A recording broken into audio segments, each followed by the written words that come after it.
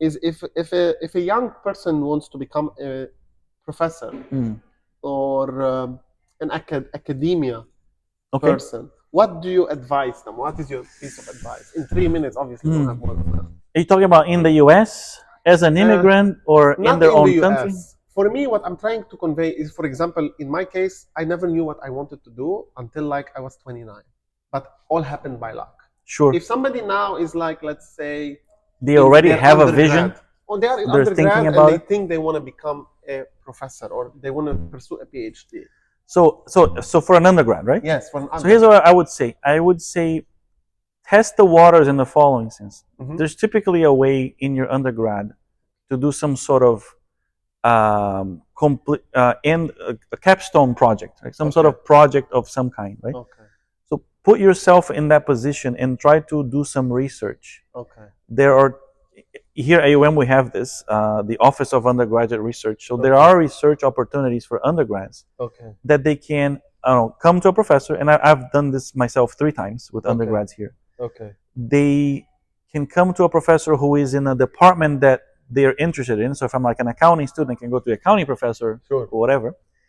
And 2 things can happen. The professor may have a project they are already working on that has some parts that are easy enough for the undergrad student to do. Maybe some data collection or some simple analysis and things like that.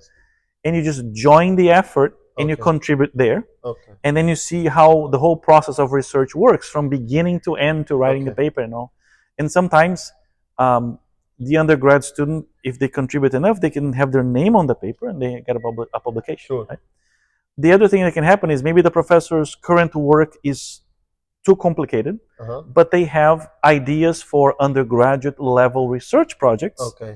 And even in my field of research, in operations research, we have in the annual conference that we have every year, there's a section dedicated to undergraduate research. So we can work with a professor on a project that is within your abilities, and then go present this. So and then you realize, do I like research or do I not like research? So this is the goal.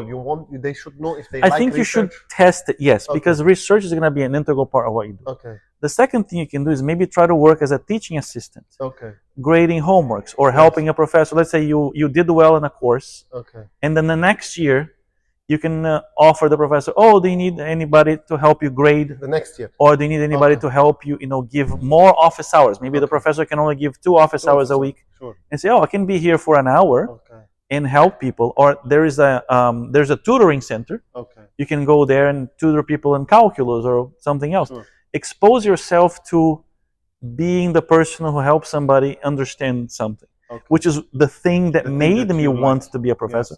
When I enjoyed it, seeing the face of satisfaction in other people. See if you're going to enjoy that. And if you feel like I don't enjoy explaining things and I don't enjoy doing research, it doesn't sound very good. Now, if you like both of those things, then the path is you need to go get a PhD.